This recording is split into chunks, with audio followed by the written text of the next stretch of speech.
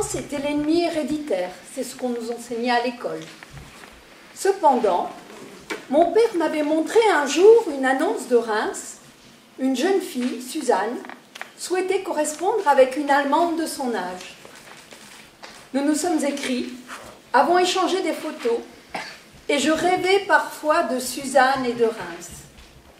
Cela se passait peu après la Première Guerre mondiale. Mes parents et leurs amis disaient « plus jamais de guerre ». Ils ont raison, surtout plus jamais de guerre, pensais-je. Voici 4 jours. Lorsque la drôle de guerre a succédé à l'offensive allemande, les murs de la capitale se sont couverts de grandes affiches rouges. Elles annoncent l'internement en camp de concentration de tous les étrangers ressortissants de pays ennemis. Par ce terme, il faut entendre les ressortissants allemands. Le régime nazi nous a retiré, à nous autres émigrés, la citoyenneté allemande. Mais ressortissants peut aussi s'interpréter comme originaire d'eux. Quoi qu'il en soit, les autorités françaises nous cataloguent étrangers ennemis et par conséquent, nous devons être enfermés dans des camps. Aux yeux des Français, nous n'étions, nous les émigrés, que des Allemands, purement et simplement. Nous venions de là-bas, nous avions l'accent Bosch, cet accent exécré. Durant toutes ces années d'exil, nous étions finalement restés pour la plupart des Français des sales Bosch. Et maintenant, puisqu'on nous avait arrêtés, nous devions être des espions, probablement de ces parachutistes nazis contre lesquels les journaux et la radio mettaient la population en garde. Dis-moi, Hans, tu n'as jamais songé à venir me chercher à Gurs?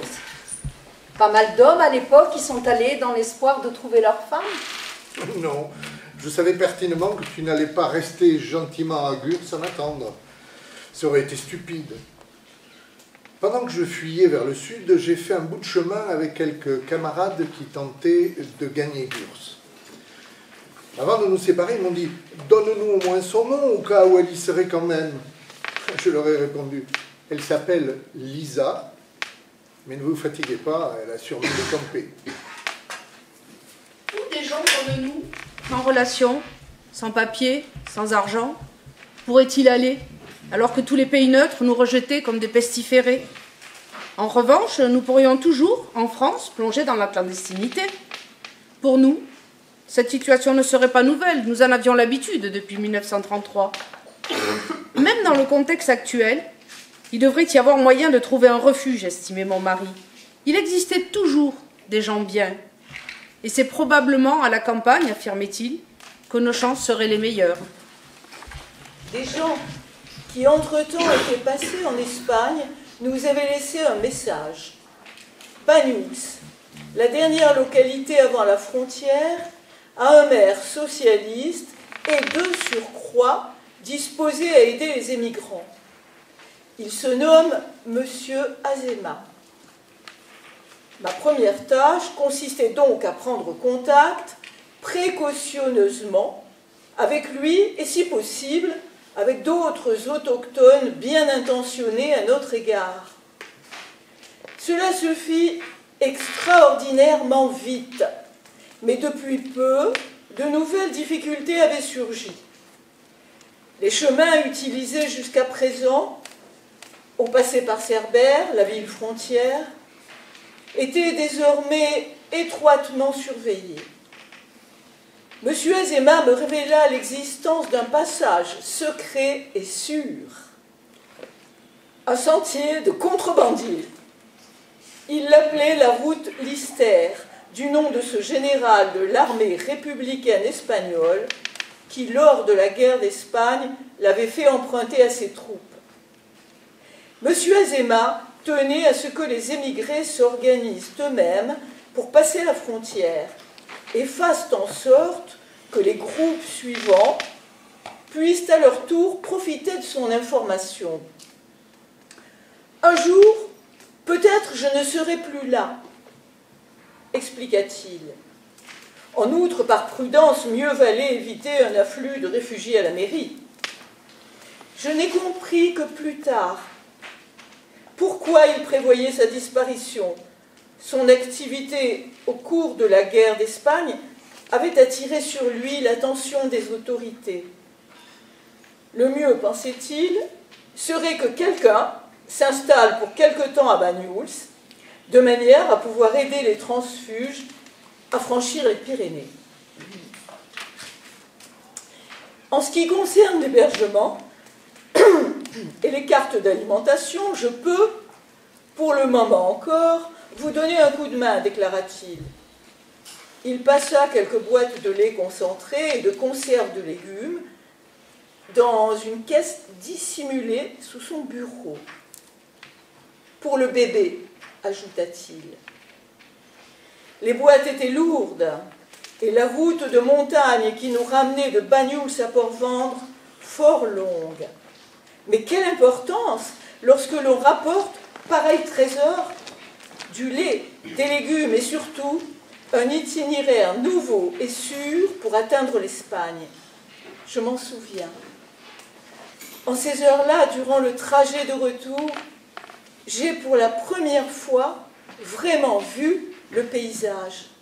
Cette mer incroyablement bleue, les chaînes de montagnes, les vignobles verts déjà tachetés d'or, et un ciel du même bleu irréel que la mer. Nous avons eu un long entretien avec M. Azéma. Il se félicite de notre venue et de notre décision de séjourner un certain temps à Banyuls. Surtout, il nous a parlé des us et coutumes des gens du pays, en nous indiquant comment nous comporter pour nous faire accepter, sans oublier de nous mettre en garde contre les erreurs à ne pas commettre. Quand nous partirons entre 4 et 5 heures du matin pour monter dans les collines avec les vignerons, il faut veiller à ce que rien ne nous distingue d'eux. Ne portez aucun bagage, et surtout pas de rucksack, le sac à dos qui est l'attribut caractéristique des Allemands. Moyennant ces quelques précautions, nous nous fondrons dans la semi-obscurité parmi les autochtones, et nul gendarme ni douanier ne nous repérera. Il faudra nous chausser d'espadrilles, parce qu'avec les souliers ordinaires, on dérape sur les chemins caillouteux ou quand on grimpe dans les vignobles. Varian Fry était un jeune journaliste américain qui avait été envoyé en août 1940 à Marseille avec pour mission de faire évader des artistes, intellectuels et militants anti-nazis, souvent juifs, menacés par la police de Vichy et la Gestapo. Fry comprenait un peu d'allemand, mais avait eu peut-être de la peine à suivre la conversation, ou peut-être mal interprété les propos de Hermann. Combien dit-il? How much? Que veut-il dire? Demanda Hans. Combien de quoi? Combien voulez-vous? Hans se tourna vers Hermann. Il croit que nous voulons nous faire payer? Écoute, dit Hermann, il ne vous connaît pas, il sait à peine qui vous êtes. On ne peut pas lui demander de comprendre les résistants allemands. Il a entendu dire que des salauds se font un fric d'enfer avec des plaçages clandestins. Il ne veut pas avoir affaire à ces gens-là, mais il trouve sans doute tout à fait normal que vous vouliez vous faire payer. Hans regarda Fry dans les yeux. Savez-vous qu'apporter son concours à un homme en âge de servir sous les drapeaux pour lui faire franchir illégalement la frontière est aujourd'hui passible de la peine de mort? Et vous nous offrez de l'argent? Il faudrait être fou dans notre situation pour se lancer là-dedans pour de l'argent. Vous ne savez donc point ce qu'est un antifasciste? Comprenez-vous le sens du mot conviction? J'ai montré à Hans la route Lister, la route F, l'itinéraire suivi avec Walter Benjamin et que nous pratiquerons pour nos convois. Hans en a étudié attentivement tous les détails. Le sentier est effectivement dissimulé par le surplomb rocheux et invisible de la crête, l'endroit où patrouillent les douaniers. Au départ, vers 4 heures du matin, J'avais froid, mais la marche réchauffe. À la sortie de Bagnols, et une fois franchi la rivière Enchantée, le chemin traverse le Puig-Delmas, un groupe de maisons encadrées de hauts arbres. C'est le hameau qui a donné naissance aux Bagnols actuels. Et aussi, Azima nous avertit, le coin le plus surveillé par les douaniers. Nous nous sommes mêlés à la faveur de l'obscurité aux paysans qui montent dans les vignobles et transportent des bêches au manche desquelles est suspendu un panier pour la terre. Afin de mieux passer inaperçu, Hans va faire l'acquisition d'un de ces objets, un cabec, comme on dit ici. Je viens seulement de réaliser qu'entre eux, ils parlent catalan. Nous ne comprenons guère qu'un mot sur deux. Ils s'adressent à nous en français, comme à tous les étrangers. Quel bonheur! Ici, qui n'est pas de la région, est étranger, qu'il soit français ou apatride. Non loin des premières maisons du Puig-Delmas s'élève un vieux mur pas très haut, de forme arrondie et aux pierres à demi mangées par la végétation. Nous les avons vus presque en même temps, les douaniers. Nous avons tous deux de bons yeux. Deux silhouettes enveloppées de capes noires se profilant sur le ciel gris, derrière le mur, entre les arbres et les fourrés. Est-ce leur poste de guet habituel? Plus tard, bien plus haut dans la montagne, je me trompe de chemin. Au même endroit que l'autre fois, quelques semaines auparavant, avec Walter Benjamin. Le plateau aux 7 pins qui me sert de repère y est dissimulé par une colline et le sentier est à peine visible. Hans, avec son flair et sa perspicacité habituelle, ne tarde pas à nous remettre dans la bonne direction. Et je découvre qu'avec le groupe de Benjamin, j'avais pénétré fort avant en territoire espagnol. Je n'avais même pas vu la petite pierre grise qui marque la frontière. Afin de lui en laisser la surprise, je n'avais rien dit à Hans du spectacle qui vous attend au sommet, quand le regard embrasse les deux côtes, de part et d'autre de la paroi rocheuse. En arrivant là-haut, il m'a tendu la main pour m'aider à gravir la dernière montée, puis il a regardé. Il a dû en rester véritablement médusé. Quoi qu'il en soit, il a lâché ma main et j'ai dégringolé. Heureusement, il y avait un bout de rocher où j'ai pu m'agripper.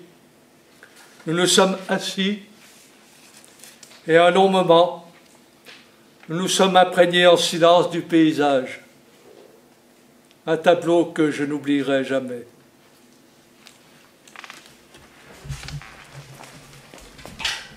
Nous connaissons maintenant parfaitement le chemin et avons achevé tous nos préparatifs. Nous pouvons démarrer la semaine prochaine à raison de 2 passages hebdomadaires, comme convenu. On ne nous enverra pas plus de 3 personnes à la fois. Davantage serait trop dangereux. 15 janvier 1941. Je rentre de l'hôpital. Je suis rentrée de l'hôpital hier soir. La maison, ce n'est plus celle de la plage. Pendant mon hospitalisation, Hans nous a trouvé un autre logement, moins inconfortable, au dernier étage de la maison Ventajou. Une chambre avec alcôve et une petite cuisine, j'ai l'eau courante, des cabinets au rez-de-chaussée, pas très modernes, sans eau, mais au moins dans l'immeuble. Notre petit balcon surplombe directement le bureau de la douane. À notre arrivée, l'automne dernier, nous pensions avoir du mal à nous adapter. Et maintenant, nous faisons partie de ce village. Nous vivons au milieu des vignerons, porte à porte, avec les douaniers. 23 janvier. Je n'ai toujours pas une mine resplendissante. Je ferais même plutôt pitié. Mais je n'en suis pas moins stupéfaite de la gentillesse des gens d'ici. Aujourd'hui, le boucher avait du porc. Je lui ai tendu mes tickets, il les a regardés et m'a demandé « Combien en voulez-vous » Étrange question de nos jours. C'est tout ce que j'ai comme ticket. Je vous demande combien vous voulez de viande, pas combien vous avez de tickets. Il m'en a donné 1 livre entière. La ration actuellement est de 100 grammes par semaine, et quand il y en a. La mercière d'à côté avait de la laine. Elle m'a dit « Prenez tout ce qu'il vous faut. Je vous prierai seulement de ne pas en parler. Vous avez l'air frigorifiée, ma pauvre dame. » J'en ai acheté plein. Mademoiselle Rosa, la fille des Ventajou, pense qu'il peut y en avoir assez pour un ensemble. Un ensemble en pure laine, pas un ersatz. Quel rêve! Je saurais à la rigueur me tricoter une jupe, mais comment fait-on une veste? Donnez-moi ça, a ordonné mademoiselle Rosa, en me prenant tout le bazar des mains. Je vais vous aider. Elle s'est aussitôt mise au travail. Rosa est légèrement handicapée, avec des bras trop courts, mais elle tricote à une vitesse vertigineuse. Quand nous sommes seuls, elle me parle de son amoureux. Ils s'aiment en secret. Ils se retrouvent la nuit sous les cyprès du jardin qui est derrière la maison. Il l'adore. Il l'appelle ma reine. Les yeux de braise de mademoiselle Rosa jettent des étincelles. Peut-être qu'elle a lu tout ça dans les romans, mais je ne la n'écoute pas moins, avec fascination.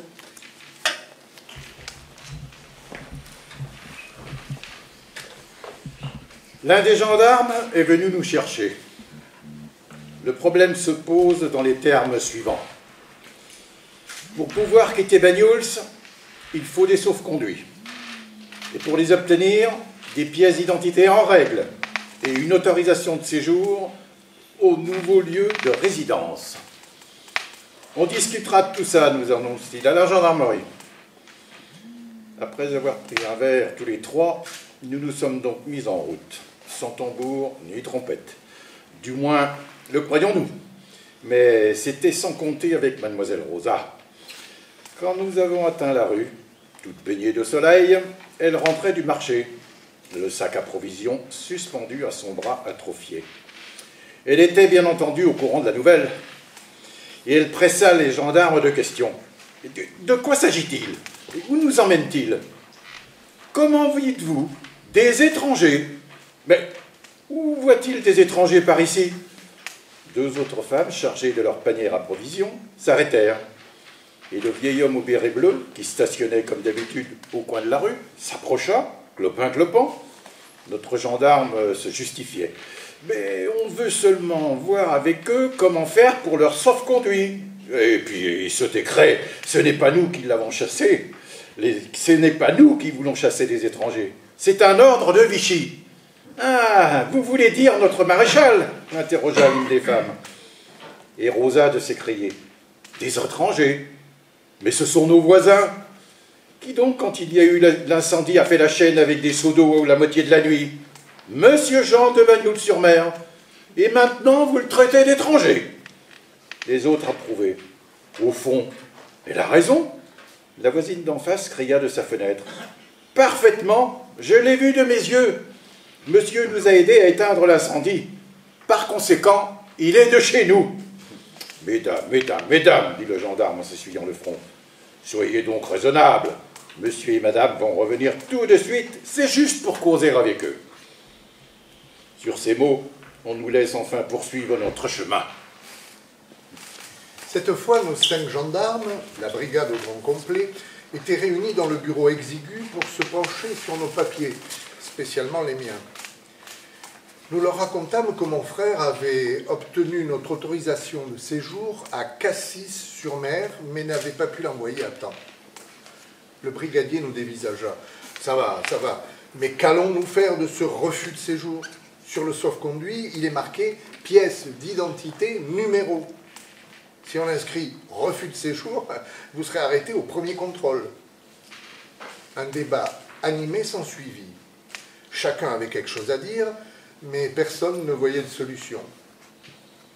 Cela ne relève pas de la compétence de la gendarmerie, décida finalement le brigadier. C'est un problème administratif, donc du ressort de la mairie. Hans et moi nous rendîmes donc en face expliquer notre cas au secrétaire de mairie. Toute cette affaire est de la seule responsabilité de la gendarmerie, affirma péremptoirement celui-ci. La mairie n'est pas autorisée à s'en mêler. Nous transmettons, après avoir décidé de nous tenir quoi pour le moment. Les gendarmes trouvèrent la chose énorme, inouïe. Ces messieurs veulent se défiler une fois de plus, mais nous allons leur mettre les points sur les i. On y va. Nouvelle expédition à la mairie, escortée cette fois des 5 gendarmes. Nouvelle délibération avec la participation du secrétaire de mairie et de son adjoint, en catalan la plupart du temps, et force geste à l'appui. Au bout d'un certain temps, je soufflais. Ne pourriez-vous vous contenter d'inscrire le numéro de ma carte de séjour? Si on m'interroge, je trouverai bien une explication. Impossible, madame, s'écria le brigadier. On va vous coffrer à Narbonne. Il faut remplir cette ligne. L'adjoint lui suggéra. Si à côté du pièce d'identité à imprimer, tu écris simplement à la main pièce d'identité, ce sera conforme à la vérité, et au contrôle, ils penseront certainement que tu t'es trompé, que tu avais l'intention d'écrire carte d'identité, d'autant que son mari en a une. Tout le monde trouva l'idée géniale. Nous regagnâmes donc la gendarmerie, où on nous délivra un sauf-conduit. Sur le mien, on lit pièce d'identité, 2 points, pièce d'identité. Puis tout le monde se serra la main. Au revoir, bonne chance. Monsieur Azéma, notre maire élu, a été destitué sans tambour ni trompette, remplacé par un homme du gouvernement de Vichy. Le nouveau maire est un quelconque collabo, même pas de la région. Ils font le ménage partout à présent. Ce sont surtout les maires socialistes qui vont à la trappe, sans même parler des communistes. On n'a plus revu monsieur Azéma, ni à la plage, ni au port, où jadis il avait l'habitude de venir faire un petit tour, saluant les uns, les autres, taillant un brin de causette parfois, comme n'importe qui. Lors d'une de nos premières rencontres, il avait dit, je m'en souviens maintenant, un jour peut-être, je ne serai plus là.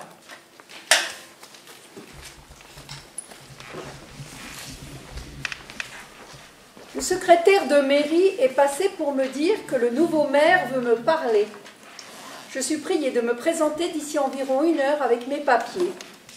Il n'a pas fait mention de Hans. Hans est parti ce matin dans la montagne avec 2 fugitifs. Les aurait-on épinglés? Mais non, sûrement pas. Le nouveau maire a sans doute l'intention de m'embêter un peu. Plusieurs fois déjà, en me croisant dans la rue, il m'a regardé d'un air bizarre. D'abord, il m'a à nouveau dévisagé, puis m'a adressé un sourire charmeur. Pendant un bon moment, il s'est contenté de me faire la conversation, me posant toutes sortes de questions. Où j'habitais avant, Paris. Pourquoi avoir choisi Banyuls? La beauté de la région. À quoi est-ce que je passe mes journées? Promenade au bord de mer, excursion en montagne. Puis il déclare soudain. J'en sais plus sur vous, madame, que vous ne le pensez. Un clignotant s'allume dans ma tête. Attention. Moi aussi, si besoin est, je sais faire du charme. Vous êtes flatteur, monsieur le maire. Qu'y-a-t-il donc à savoir sur ma modeste personne? Il m'enveloppe d'un regard séducteur, puis se ressaisit et avec la dignité inhérente à ses fonctions. Puis-je voir vos papiers?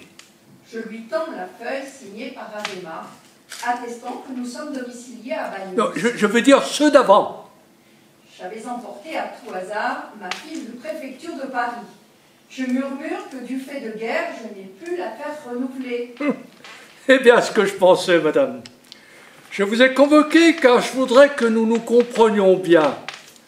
Je sais qui vous êtes. Il sait? Impossible. Il ne peut avoir que des soupçons. Il essaye de me coincer. Surtout ne pas tomber dans le piège. Je suis sur la mine mutine. Vous avez l'air bien mystérieux. Vous êtes une espionne anglaise. Pardon? Vous êtes anglaise et vous venez vous livrer ici à une mission d'espionnage pour le compte de votre gouvernement. Je me mets à rire. Excusez-moi, monsieur le maire, mais pourquoi donc me croyez-vous anglaise? Ne me prenez pas pour un imbécile. C'est clair. Ici, vous vous faites appeler Madame Lise. Mais ce n'est pas votre vrai nom. Ce n'est même pas Élise, mais Elisabeth. C'est écrit là-dessus. Un prénom anglais typique. Tout le monde sait ça. Et vos papiers de la préfecture est un refus de séjour. Vous avez été expulsé pour espionnage.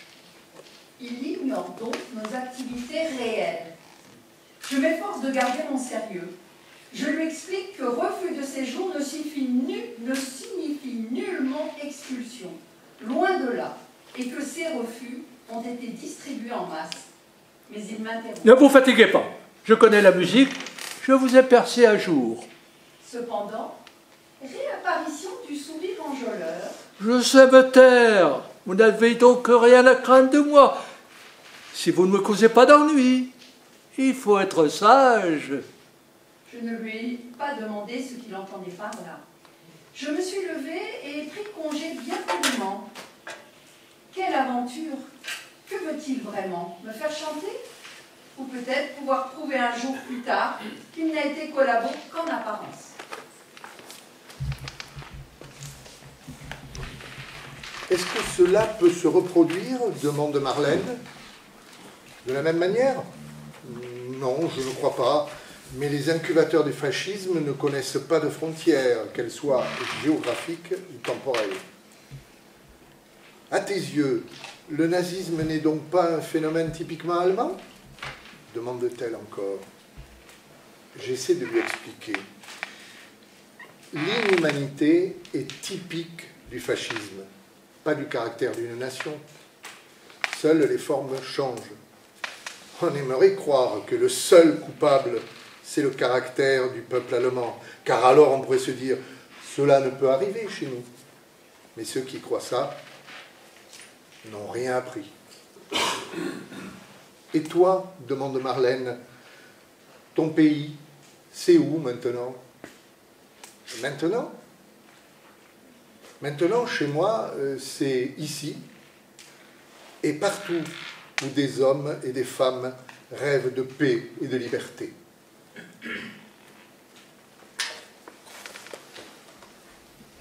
Ce moment qu'on attendait depuis longtemps, de dévoiler la plaque en l'honneur de Lisa Foucault, à laquelle on a de notre côté décerné le prix Bataille en 2020. Je pense que M. le maire va se livrer à l'exercice.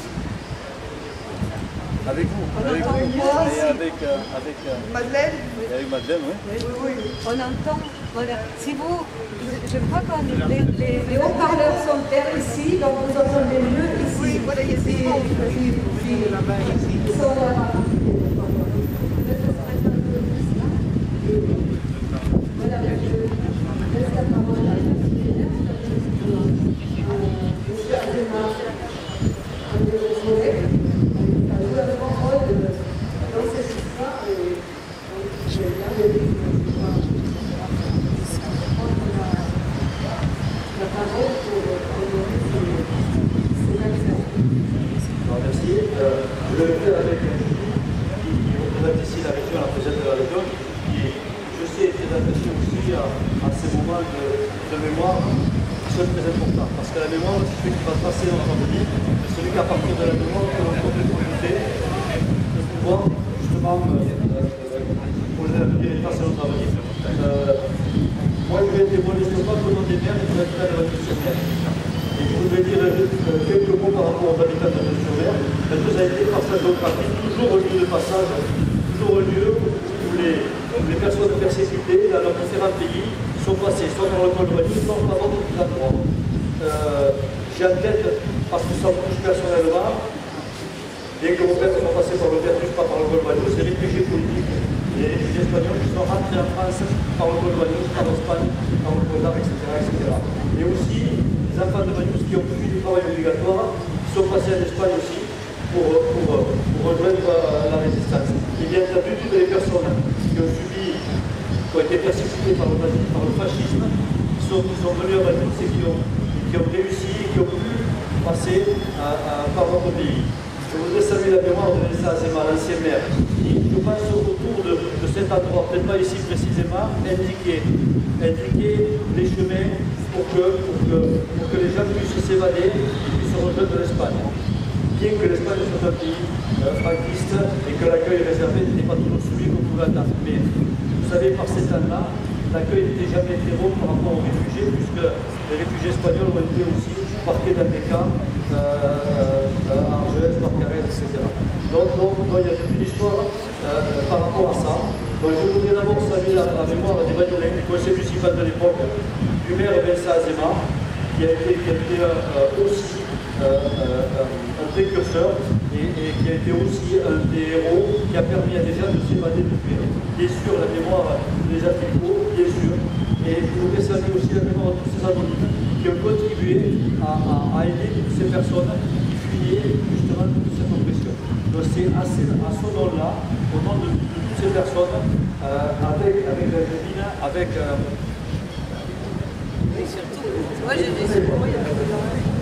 Madeleine, donc avec vous bien entendu, qu'on va dévoiler ce spectacle avec beaucoup d'émotion, parce que je trouve que c'est un bon endroit pour avoir ce spectacle et ça signifie tout l'engagement qu'a eu la fédération. Voilà, merci de m'avoir écouté.